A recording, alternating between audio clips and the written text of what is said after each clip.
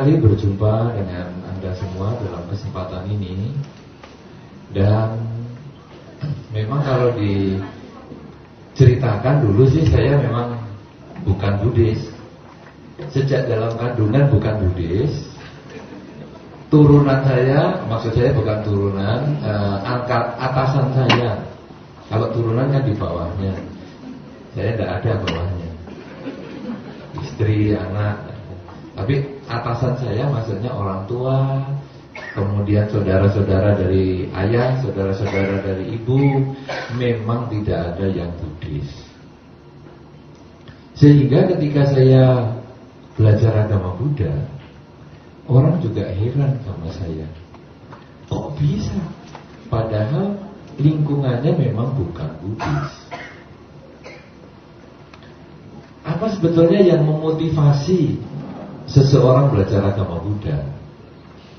Khususnya saya, sebetulnya berdasar sebuah pertanyaan yang sangat umum sekali, yaitu kalau memang manusia ini ada yang mencetak, yang membuat, yang mengadakan, kenapa kok lain-lain? Kenapa ada orang yang dibuat hidupnya bahagia sekali?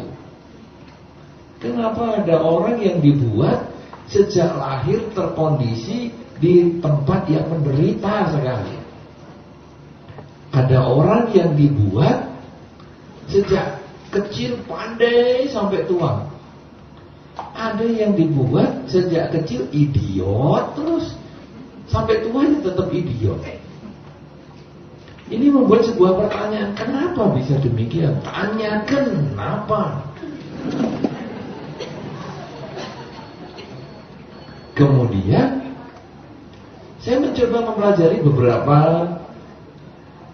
pelajaran agama yang ada di masyarakat. Jawabnya selalu rahasia. Kalau dijawab rahasia, apapun pertanyaannya buntutnya rahasia. Nah saya ini kurang suka rahasia. Kalau sudah agama yang belajar untuk kebenaran saja dirahasiakan, apalagi yang berisi kejahatan, pasti lebih rahasia lagi. Ya kan? Kan pertemuan-pertemuan terbuka begini kan karena isinya pasti yang baik-baik. Coba kalau kita berdiskusi tentang yang jahat-jahat, saya kira nggak akan di tempat yang terbuka ini. Dan bisik-bisik lagi. Nah oleh karena itu saya lalu melihat, wah ini kalau rahasia-rahasia terus kok rasanya kurang sesuai ya. Kemudian saya cobalah saya belajar agama Buddha. Karena dulu teman saya se-SMA itu ada satu orang yang Buddhis. Satu orang kalungnya besar-besar. Leontin itu loh. Nampaknya dia, sekarang sih saya mengerti, nampaknya dia dulu dikasih leontin biku A, tempel. Biku B datang kasih leontin lagi, gede lagi, tempel. Biku C kasih lagi, wah, jadi leontinnya banyak. Saya pikir ini kayak dukun. Wah. Saya waktu dia cerita macam-macam tentang agama Buddha, saya dulunya nggak begitu berminat waktu SMA itu. Tapi kemudian setelah saya masuk perguruan tinggi jadi tahun 80 sebetulnya saya kenal agama Buddha, belum lama. Mungkin para bapak ibu jauh lebih lama daripada saya. Saya baru tahun 80. Itu saya bertanya di depan wihara atau kelenteng sebetulnya di Jogja adalah di kelenteng. Di depan wihara saya tanya kepada pandita di sana, kenapa manusia itu lain-lain? Dijawab sama pandita itu, karena kita lahir bukan sekali saja.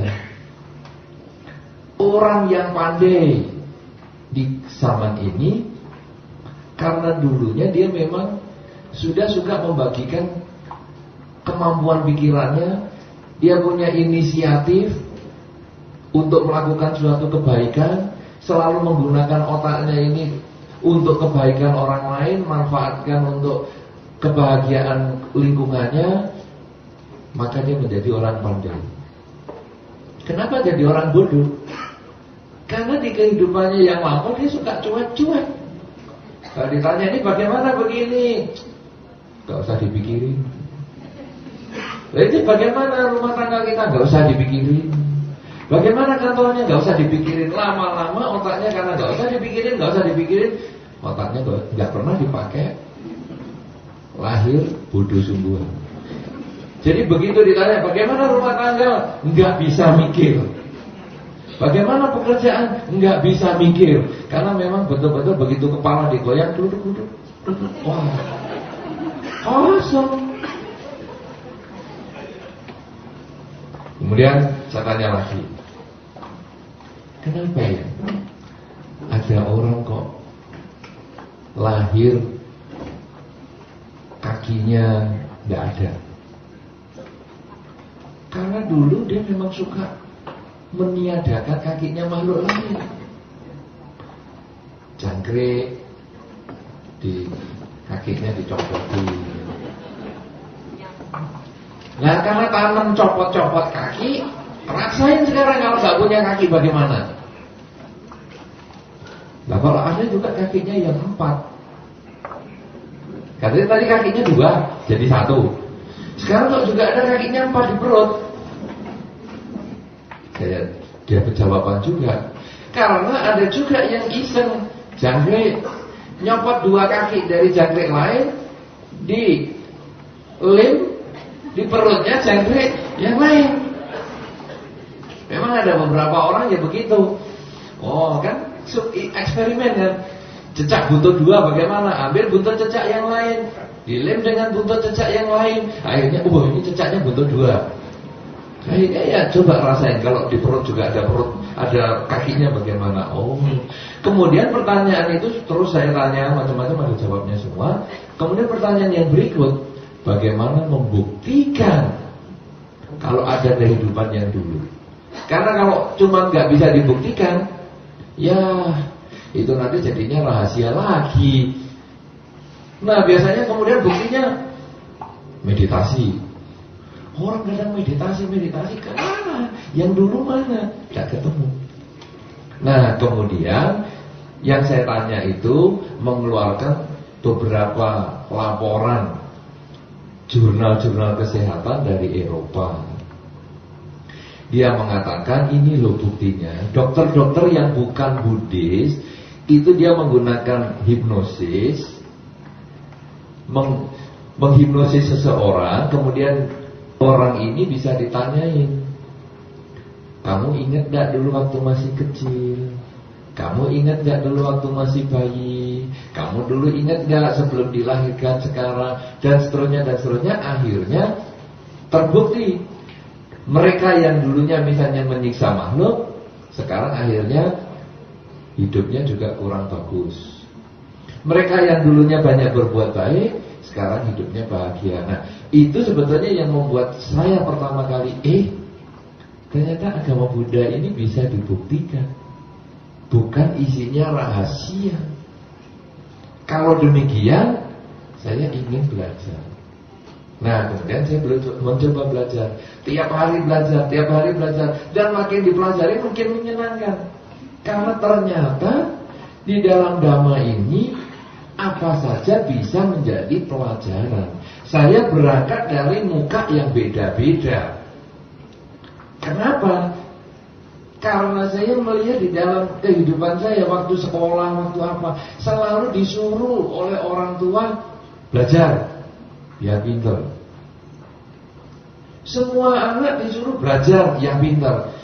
Jadi kalau dirinya tidak pintar di kelas, itu kemudian noleh ke kanan dan noleh ke kiri. Kenapa ya Pak aku nggak pintar? Ini kan terjadi perbedaan awal ketika saya masih kecil seperti itu. Dan kenapa saya belajar ngotot, belajar mati-matian, tetap nggak pintar-pintar. Teman saya yang santai-santai, baca komik, kok lebih pintar? Nah itu yang membuat dasar pertama kenapa manusia beda. Tapi tentu banyak orang mempunyai pandangan yang berbeda tentang Dharma. Masuknya Untuk mengenal Dharma itu tidak harus dari perbedaan. Ada satu ketika orang yang anti Buddhis. Dulu sebenarnya saya juga anti Buddhis, tapi itu sudah cerita lama. Sekarang saya cerita orang lain yang anti Buddhis. Dia datang ke wihara untuk menunjukkan anti Buddhisnya. Lalu dia ngomong, Bapak Biku, saya itu orang yang tidak suka agama Buddha. Lo ngapain? Kamu ke wihara tidak suka? Karena saya kasihan sama Bapak Biku. Saya kepingin Bapak Biku jangan jadi biku, juga jangan jadi Buddhis. Saya kasihan, saya mau menyelamatkan. Wah, terima kasih. Lo ketemu orang yang niat baik, kenapa kita tidak ngomong terima kasih kan? Saya ngomong terima kasih. Lalu saya tanya, kenapa? Kenapa kamu kok kepingin menyelamatkan saya? Karena saya melihat umat Buddha itu, ini loh, senang patung-patung berhala. Saya jawab, patung di dalam agama Buddha bukan untuk dijadikan tempat permintaan. Kalau orang bisa minta selamat kepada patung, saya yakin waktu patungnya digoyang gempa, dia bisa lompat. Pasti dia bisa menyelamatkan dirinya dulu sebelum menyelamatkan orang lain. Umat Buddha tidak menganggap patung sebagai tempat permintaan. Kalau patung bisa bikin kaya, saya yakin ketika orang umat Buddha sembahyang terus kaya, tidak ada umat Buddha yang kerja. Sembahyang semua di depan patung, langsung duit bluk. Wah. Saya kira ini patung mengalahkan percetaan uang negara. Jegrek tiap malam, keluar beneran, keluar. Tidak. Kita umat Buddha tidak begitu. Itu ada yang sembahyang minta obat. Wah, ini patung bisa sekolah kedokteran nampaknya ini. Orang sakit sembahyang sembuh, tidak perlu ke rumah sakit. Saya katakan bukan demikian. Umat Buddha melihat patung Buddha itu sebagai lambang. Lambang apa ini? Lambang semangat hidup. Pangeran Siddhartha yang dari India, anak raja, meninggalkan istana untuk mencapai cita-citanya. Setiap orang pasti punya cita-cita. Setiap orang pasti punya keinginan. Dan untuk mencapai keinginan itu, dia membutuhkan perjuangan. Pangeran Siddhartha meninggalkan istana, dia untuk mencapai cita-citanya butuh 6 tahun lamanya. 6 tahun berusaha, 6 tahun berjuang dengan keras, dengan mati-matian. Dan akhirnya tercapai kesucian. Itu kalau umat Buddha melihat patung Buddha, apa yang dia inginkan? Dia melihat itu sebagai contoh. Kalau saya punya keinginan, mau usahanya lancar, mau punya pasangan hidup, mau punya apa saja misalnya, saya melihat patung Buddha itu, begitu ada kesulitan, wah kok sulit ya, kerja kok gak sukses-sukses ya. Ya, Pangeran Siddhartha saja 6 tahun berani berjuang, apalagi saya harus berjuang. Jadi begitu lihat patung Buddha, semangat yang loyo-loyo itu akhirnya bangkit. Aku harus berjuang. Itu sebetulnya patung Buddha. Jadi kalau orang yang sakit sembahyang, itu bukan minta obat, tapi saya harus berjuang menemukan dokter yang hebat. Kemana saja saya harus berusaha. Jangan sampai terus saya minta pada patung supaya sembuh, tapi saya berjuang. Karena Pangeran Siddhartha saja berani meninggalkan istana, berani meninggalkan kesenangan untuk mencapai keberhasilan. Nah, orang sakit meninggalkan kesenangan itu apa? Ya disuntik sana, disuntik sini, diperiksa sana, diperiksa sini.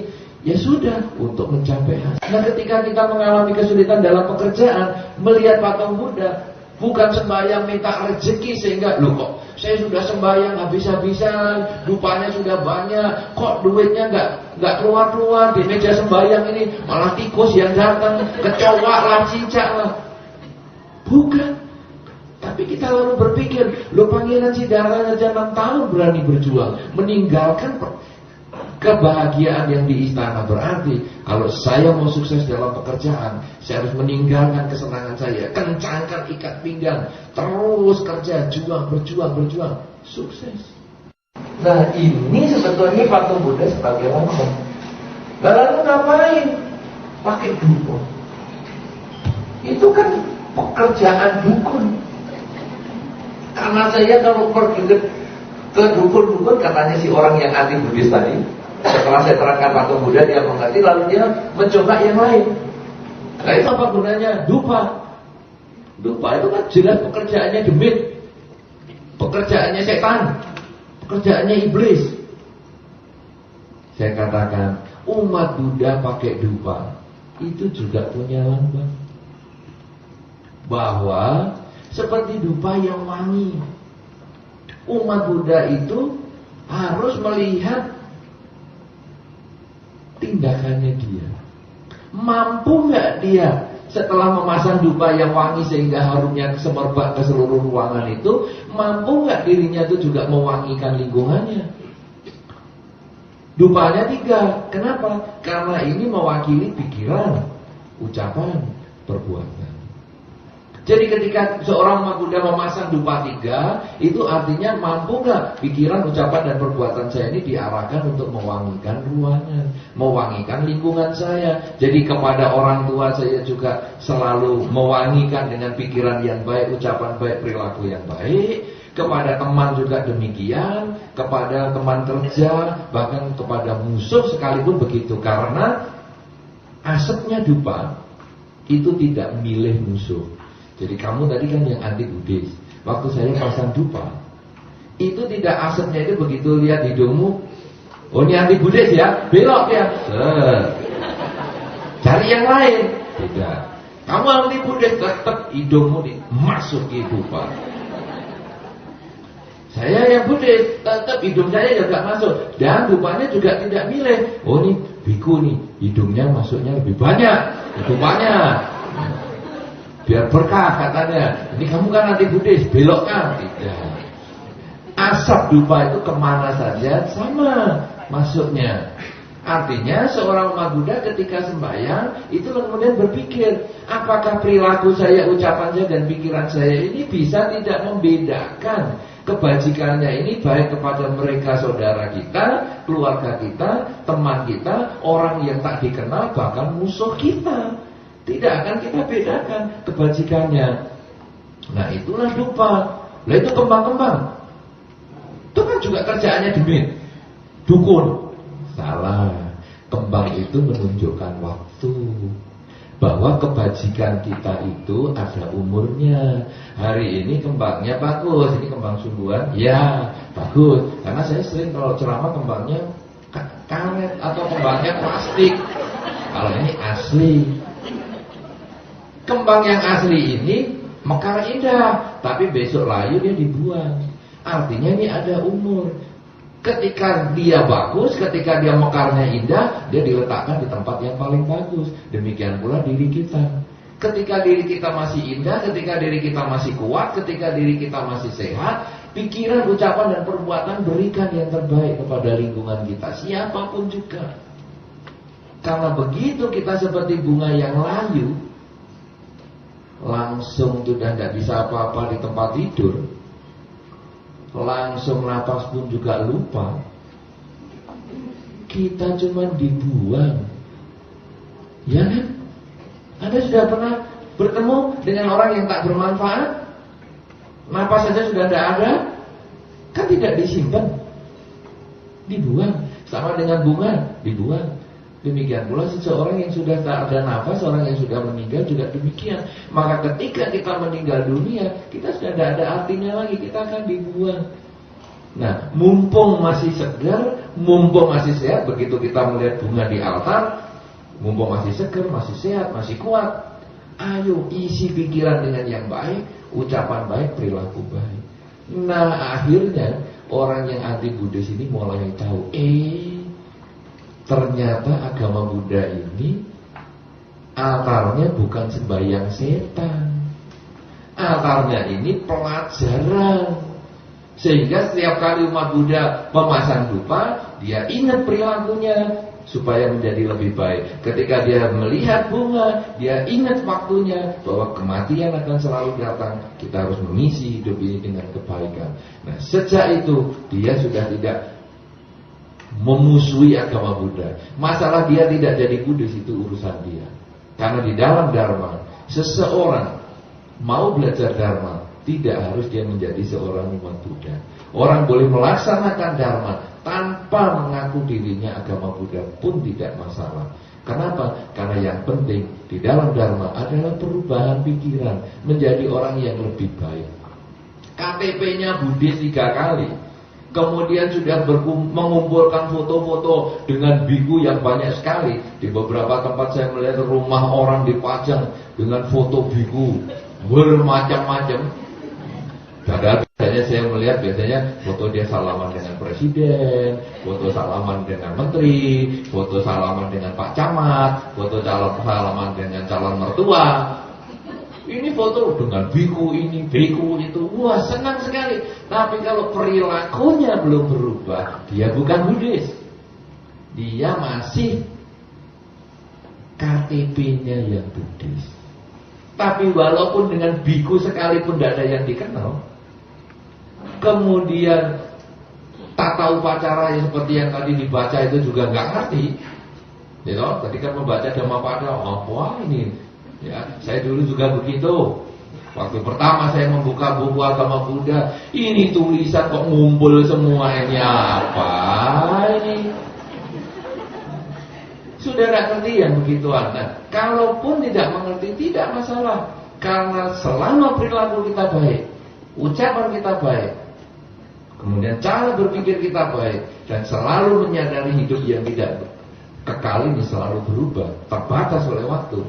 Ini sudah ajaran Sang Buddha dan kita boleh jalani itu tanpa berubah KTP. Oleh karena itu, kemudian orang yang anti Buddhis itu sekarang sudah tidak lagi memusuhi agama Buddha, tapi juga dia tetap dengan agamanya sendiri. Bagi saya juga tidak keberatan, itu urusannya dia, karena pemilihan agama adalah kecocokan.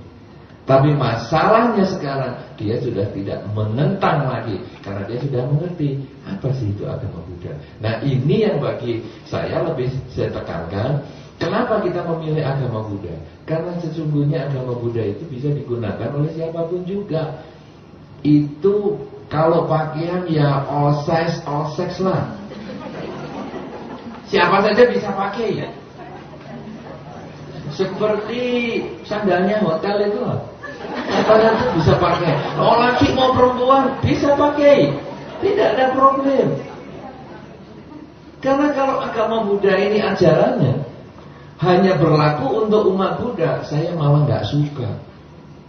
Sebelum kamu bernamaskara atau bersujud di depan patung Buddha, kamu belum umat Buddha. Nanti nggak saya kasih pelajaran agama Buddha, saya malah nggak ikut. Tapi justru seninya di agama Buddha ini adalah, walaupun kita nggak ngerti patung Buddha, walaupun kita nggak ngerti upacara Dharma, tapi kalau kita mau melaksanakan dan kita bisa berubah, itu kita sebetulnya sudah Buddhis. Dan ini yang membuat bagi saya agama Buddha memang layak untuk menjadi jalan hidup kita. Begitu Pak Yani. Terima kasih. Ya, baik, terima kasih, luar biasa sekali penjelasan Bante. Tapi ya sebelum kita lepas ke audiens, mohon maaf Bante, ini agak pribadi sedikit. Apakah ada tentangan Bante dari keluarga terutama sampai Bante meninggalkan agama yang lain yang dulu terus sampai sekarang menjadi biku gitu? Pasti ada kendala-kendala. Kalau tentangan pemilihan agama tidak ada. Karena saya dari kecil kan suka bertanya-tanya tentang agama dan kemudian suka belajar agama di mana-mana. Jadi pindah agama itu sudah rutinitas, ya. Nah, sehingga waktu ibu saya melihat saya belajar agama Buddha, bagi dia juga itu hal yang biasa. Ya, paling 2 bulan lagi juga ditinggal, ya. Tapi ketika saya berniat menjadi biku, itu yang problem. Karena di keluarga kami tidak ada sejarah orang yang tidak kawin. Jadi ketika ibu saya bertanya, saya ngomong, saya mau jadi biku loh. Di dunia ini manusia diciptakan berpasang-pasangan. Lalu saya jawab, lah kenapa tetangga kok nggak kawin? Sampai tua jenggot kok tidak kawin? Mana pasangannya dia? Si itu kenapa sudah tua kok juga nggak kawin? Si lama juga itu. Yang lain-lain saya tunjukkan. Dia nggak bisa ngomong. Nah, artinya orang lain kan juga tidak mengatakan hidup itu manusia diciptakan pasangan-pasangan, karena perkawinan itu adalah pilihan, bukan keharusan. Nah, kemudian itu pertama saya sampaikan demikian. Kemudian yang kedua, dia memang keberatan. Waduh, nanti nggak bisa ketemu kalau jadi biku. Bisa. Jadi biku kan bukan hilang langsung pindah alam. Nanti tetap bisa ketemu, tenang-tenang saja. Gitu. Nah, tapi bagaimana ini? Kamu kan nggak bisa berbakti kepada orang tua. Saya jawab, berbakti kepada orang tua itu tidak harus punya anak. Karena ada satu konsep bakti, orang itu menikah dan punya anak, kan begitu. Ya, melanjutkan keturunan dan seterusnya. Saya ngomong, kalau menikah dan punya anak kemudian jadi penjahat, kamu malah stres loh. Saya tidak menikah, tapi kan jadi orang baik. Apa kamu stres kalau saya jadi orang baik? Apa kamu senang kalau saya jadi orang jahat? Kamu jadi biku jadi orang baik, kenapa kamu tangisi? Apa saya suruh jadi penjahat biar gak kamu tangisi? Dia diem. Nah, kemudian saya jawab lagi, kalau punya istri dan punya anak, itu hanya membahagiakan kamu dan membahagiakan keluarga mertua. Tapi kalau menjadi biku, itu membahagiakan banyak mertua, banyak istri, banyak suami, dan lain-lain. Kenapa demikian? Karena memang menjadi biku kan pelayanan sosial. Orang yang stres sama mertua ya cerita, mertua yang stres sama menantu ya cerita, anak yang stres sama orang tua cerita, orang tua stres punya anak juga cerita, dan endingnya jadi biku kan mencoba memberikan solusi. Nah, saya katakan, seandainya kamu punya uang 1.000 rupiah, bisa beli roti di satu toko ini 1, lalu di toko sebelah itu 10, kamu mau beli roti di mana? Ya mesti beli yang 10. Nah, itu dia. Kan logis lah itu. 1.000 rupiah kalau cuma 1, yang sebelahnya 10 dengan kualitas yang sama loh, bukan yang sebelahnya palsu. Kan kamu pasti beli yang 10. Nah, saya sebagai biku, kalau saya kawin, itu saya seperti kamu punya uang 1.000 beli roti di satu toko, dapat 1 aja untuk membahagiakan istri sendiri, anak sendiri, mertua sendiri. Tapi uang 1.000 ini modalnya ini, kamu kan punya anak yang namanya saya ini, kan sekarang jadi biku, itu bisa dapat roti banyak, artinya membahagiakan lebih banyak keluarga. Kamu milih mana? Nah, kalau kakak saya yang menikah membahagiakan kamu di dalam ke dunia ini. Kalau kamu merelakan saya jadi biku, kamu saya bahagiakan di alam kelahiran yang berikutnya berkali-kali. Karena kebajikan yang kamu sebagai orang tua itu akan dirasakan oleh banyak pihak. Dan pertanyaan akhirnya yang terakhir saya mengatakan, orang tua pengen gak anaknya hidup bahagia? Oh ya pasti pengen. Nah, saya bahagianya kalau jadi biku. Ya sudahlah, langsung dia tanda tangan. Ya tidak ada pilihan lain, kan?